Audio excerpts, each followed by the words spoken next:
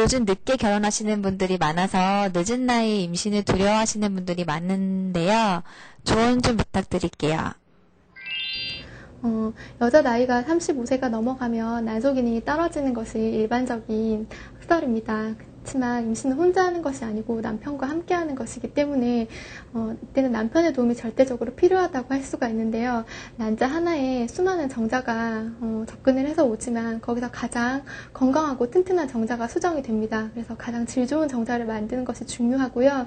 평소에 남편과 함께 운동을 하고 건강을 유지를 하는 것이 굉장히 좋고요. 술이나 담배를 줄이고 적절한 운동 그리고 현미나 채식 위주의 식단을 통해서 건강한 몸 상태를 유지를 하는 것이 늦은 나이에 건강한 아이를 임신하기 위한 현명한 방법이라고 할 수 있겠습니다. 아이를 늦게 낳으면 아이가 똑똑하지 못하다는 이야기가 있는데 사실인가요?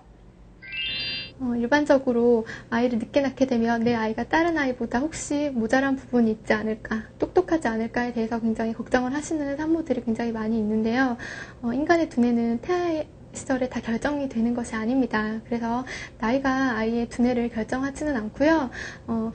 젊은 나이에 아이를 낳았어도 아이의 발달 단계에 맞는 적절한 자극이 주어지지 못하면 그 아이는 결코 똑똑한 아이로 클 수가 없습니다. 그래서 우리 아이를 똑똑한 아이로 키우기 위해서는 뱃속에 있을 때 태교도 중요하지만 아이를 낳고 나서 아이의 발달 단계에 맞는 충분한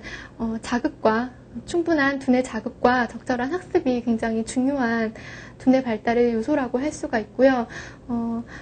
아이와 함께 많이 놀아주는 것, 아이에게 있어서 적절한 두뇌 발달을 할 수 있도록 발달 단계에 맞는 자극을 제공하는 것이 아이를 똑똑한 아이로 키울 수 있는 굉장히 중요한 방법입니다.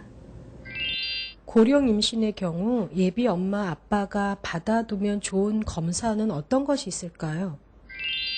우선 예비 아빠들은 정액 검사를 받는 것이 좋은데요. 정액 검사는 정액만을 검사하는 것이 아니라 정액의 양과 정자의 숫자, 정자의 운동성, 정자의 모양 등을 한꺼번에 검사를 하게 됩니다. 그래서 정액 검사와 그리고 전립선염이 있을 경우에는 임신에 조금 문제를 줄 수가 있기 때문에 같이 검사를 받아보는 것이 좋고요.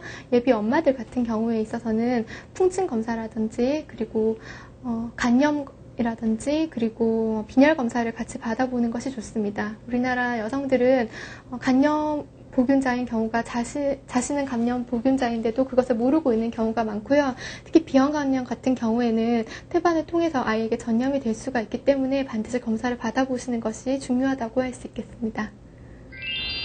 태교법이 되게 많은 것 같은데요. 선생님이 추천하시는 태교법이 어떤 건지 좀 알려주세요. 부모가 아이에게 사랑과 행복을 전달하는 것이 태교의 시작이라고 볼 수가 있습니다. 그래서 일반적으로 태교를 위해서 억지로 클래식 음악을 듣는다거나 공부를 하는 걸 통해서 엄마가 스트레스를 받는 것은 결코 좋은 태교라고 할 수가 없고요. 가장 추천을 하는 것이 태담입니다. 그래서 아이와 대화를 많이 하는 것인데요. 태아는 오감 중에서도 청각이 굉장히 많이 발달을 하고 있습니다. 그래서 아빠가 퇴근해서 엄마의 뱃속에 귀를 갖다 대고 그날 있었던 얘기를 아이에게 들려주고 아이의 반응에 귀를 기울이고 엄마와 함께 대화를 하고 이런 것들이 태아에게 굉장히 좋은 자극을 줄 수가 있고요.